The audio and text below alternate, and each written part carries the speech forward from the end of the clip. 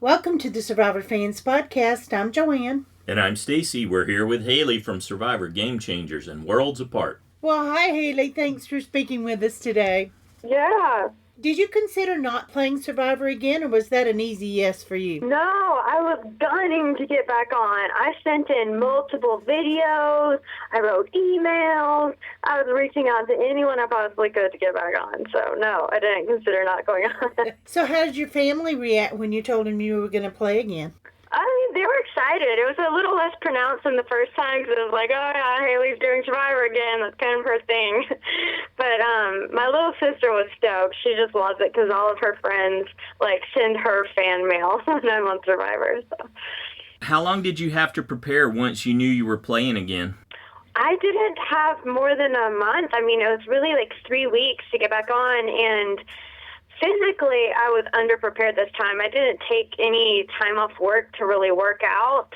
Or, I guess I could have, but I just went on the granny exercise workout. I would do long walks in the morning. I don't know. The first time I went on, I was training jiu-jitsu and just doing everything I could. But mentally, I was a lot more prepared this time. What was your reaction when you first saw who the other returning players were? I was stoked. I couldn't believe my luck because here are all these huge targets, and I'm this little nothing, why the heck is she on Game Changers player? So I saw myself in a very advantageous position, and I was excited. I was also a little starstruck. I mean, even in casting, I had some big people sit down beside me that weren't even on this show, and I was just like, oh my gosh, I can't believe you're real. But, yeah, some legends. Was there anyone that you did or didn't want to work with? Yeah, I actually didn't intend to work with Sandra. She's really cast her spell on you out there. After a few days, I was like, okay, Sandra, I'll work with you. She's just so likable and convincing. I didn't want to work with Tony, and I never tried to work with Tony. I was happy to see him go.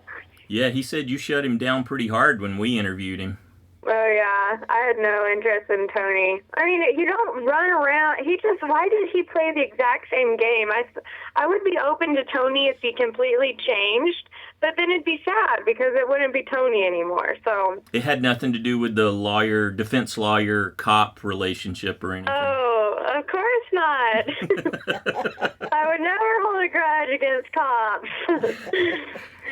But I like Sarah, and, she's a cop. Mm-hmm. Tony just has that cop vibe about him. You just can't trust anything he says. I just wanted to do nothing more than I would have loved to cross-examine him at tribal council or something. If he had made it to the final three, I would have loved to just destroy him. Okay, so how did the Game Changers title affect your game? Well, I didn't feel qualified to be in that game, so I think for me and for everyone, it caused us to step up our game a lot because that's a big title to live up to. Some people were game changers. Coming in, they had a legitimate place on that cast. I would say half of us did not. So everyone had the mindset out there is we got to prove ourselves. We are working with the cream of the crop Survivor players. So whereas in my first season, there was a ton of downtime and people just kind of shooting the breeze. There's none of that this season. You couldn't turn your back on anyone. You could never just have a casual conversation. You had to always be talking strategy or you're going to fall behind. So I think everyone just was doing a really high-paced, high-level game out there. In the Tables Have Turned episode where Malcolm went out, it seems like you did change the game when you interrupted Probst with that line, "I didn't consent." Well, I wouldn't say it like that. I probably did. I tried, but I didn't. All I wanted was to work with the original Mana people, boot out Brad, and have some numbers and later tribe swaps and emerge. But it didn't work, so. Well, what happened, though, how did you end up with that idea to take control away from Probst like that when he said it was time to vote? I wanted the original Mana people to keep talking with me. Whenever I'd go over and whisper, they're like, we have it, we got it. But I know JT's over here, clearly not on their side, and telling us all kinds of things. Because Ciare's telling me what JT said. I mean, I knew that they didn't have JT, but they were so unwilling to work with me. I wanted to keep the tribal going because I felt like it was premature to stop the discussion at that point. But they already had their minds made up, and So, I wasn't going to jump on their boat when I didn't even know their plan. So I didn't want to vote Malcolm, but I wasn't going to give up everything that I had on my current tribe. Well, I think with I Didn't Consent, you did change the game. You made some history with that one. Oh, good. Yeah, it was pretty cool to watch Probst go, all right, I guess we're not voting right now. We'd like to hear your explanation of what you think was going on with Debbie when she was blaming you for losing the challenge on the balance beam and screaming at Brad. What was going on there? A lot of that was show, I think. Brad and Debbie later told me that she and Brad had such a strong pregame alliance, nothing was going to touch that. So it's kind of like when Debbie was quote-unquote drunk at the merge feast. She just likes to make a spectacle. That's what a lot of that was. The other part was Debbie has some deep wounds, I think, from her life, just like kind of some trauma, and she was definitely tapping into that. I think that it's really clear that Debbie puts herself out there a lot and maybe has felt underappreciated a lot in her life. I'm not sure, but that was coming out. It's kind of a mix of those two. But for me, I was kind of like, whatever, I did great on the balance beam. I don't really care what Debbie thinks, but it was a little stressful. It was like ticking time bomb around camp. Because that must have been hard not to say, hello, you're rewriting history. That's not what happened. Well, I just thought it was just kind of like clearly that's not true. It's like I didn't really care, but it was just, it was extreme, and we kind of just wanted her to calm down. We saw her apologize to Brad in the merge episode. Did she ever apologize to you? No, she wasn't hateful to me. I mean, I don't know if they showed it, but she would turn to me and be like, it's not you, Haley, it's Brad. Mm-hmm. So she wasn't really spewing hate at me. What were your thoughts about Brad volunteering to sit out the merge feast? At the time, I thought he was just trying to be this, like, sacrificial savior. But looking back, I think it really is kind of in Brad's nature to be the provider and protector. So I think some of that was genuine. But I thought it was a pretty good strategic move. I mean, everyone's going to feel a little indebted to you, whether that gets you anywhere.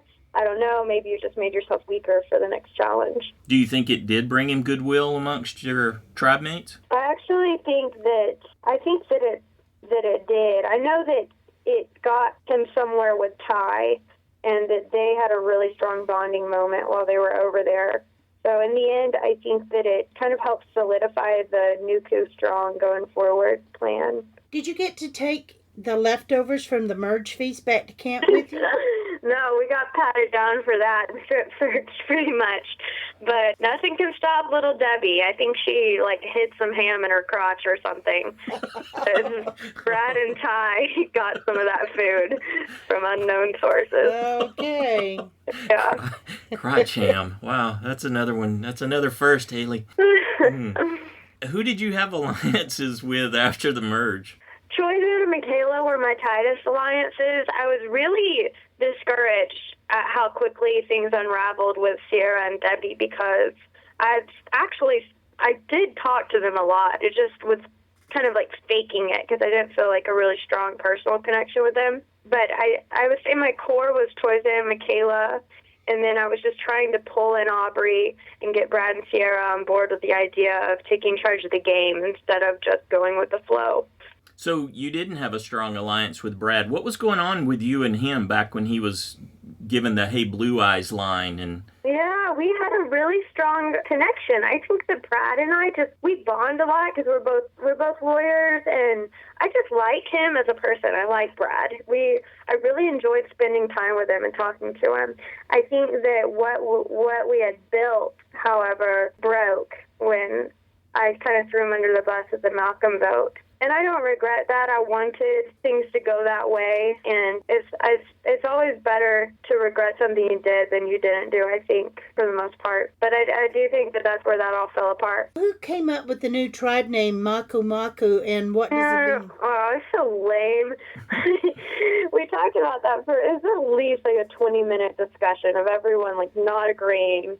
And Ty and Andrea were like, Maku Maku is like a sushi roll, and I agree. I thought it was a stupid tribe name, but we just had to decide on something, so that's what we went with. I think Brad liked it. And did it have a meaning? No, it's just Mana and Nuku mixed together. Who painted the new flag? I drew the lettering and the steering wheel. Mm-hmm. I did the chain around the edge, and then everyone kind of filled it in. Good job. Thanks. How did you feel about being the only person to stay at the monocamp the whole game? And do you think it affected your game in any way? I don't know if it affected my game. It's kind of like lame because I guess on my last season I switched beaches once, but you just get so sick of that island. It's just the same coconuts and what do we call it, aqua dump and everything. You just want to change the scenery. I really enjoyed watching you fight to stay in the game at Tribal Council. Explain why you decided not to just empty your bag for everybody to see that you didn't have an idol. I wanted someone to stand up and tell me what the vote was really about. I believed that people were only voting because they didn't want to make a move yet, and they were afraid when it was a dumb vote. I mean, use me as a number and take out a threat now. Draw the line in the sand now. Why are you waiting? And so they were throwing out this idea that I thought was from totally left field. Like, do they really think I have an idol? If I had believed that was the only reason I was going home, then I would have dumped it out. But I really just wanted people to man up and say what the vote was about, because I was frustrated that they were basing the vote just on fear. Did you ever get a satisfactory answer as to why? Not satisfactory. No, I really didn't. I think that the game could have been a lot more interesting if people had chosen to take sides then. I got a frustrating answer that Zeke said he thought I was gunning for him. And then it looks like Cirie had her own interest. But the real mystery to me is, why did Brad and Cirie want to take out Michaela and Hali? I don't understand how that was a good strategic move. That's so dumb. Like, why didn't they want numbers? We would have easily been their numbers. I was trying to work with them all day long. I was pitching to them, and I don't know why they did that. Who would you like to see win, and what criteria will you use to decide who you'll vote to give the money to? Well, I had a vendetta when I got voted out, because I felt like I got voted out because people weren't making a move. I was thrilled to come back to my first tribal council and see them make a move. I actually gave everyone a standing ovation. I don't know if they showed that. So I'm basing my vote on who is controlling the game.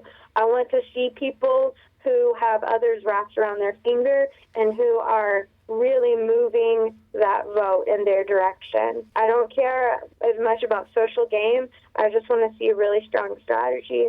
That said, I love Andrea. I think she's really good in challenges, and strategically she was pretty great out there.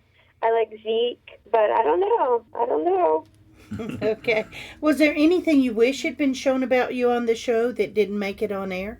I didn't see a lot of the conversations that I had with people forming alliances, and I think the only part I was upset about was on my last episode. I actually worked my butt off the entire day talking to people and trying to pitch to them the reasons why I need to stay, and counting through the numbers with them and trying to convince them to make a move. And none of that made the cut. It looked kind of like I just didn't care, which wasn't true. I was working really hard, but there was another narrative that was stronger and that was controlling the vote. So I think that's what needed to come out. I saw you brought your guitar with you in your Ponderosa video. Did you write any new songs while you were there this time?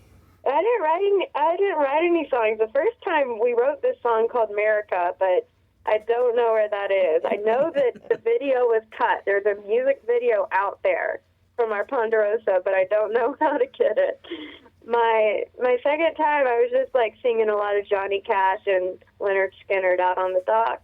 Oh, excellent. Hey, did you find, was there a ukulele in that case? Nope, it's just a case, unfortunately. Oh, okay. But it was a sweet case. What's next for you? I'm having such a wonderful time right now. I'm a public defender in California. I got a wonderful boyfriend. I live in LA, and I'm just loving it. This is probably like the happiest I've been. So I don't know if Survivor's in my future, but I'm hoping just to dig into my career and relationships and everything right now. Well, Hali, thank you for sharing with us today, and good luck to you.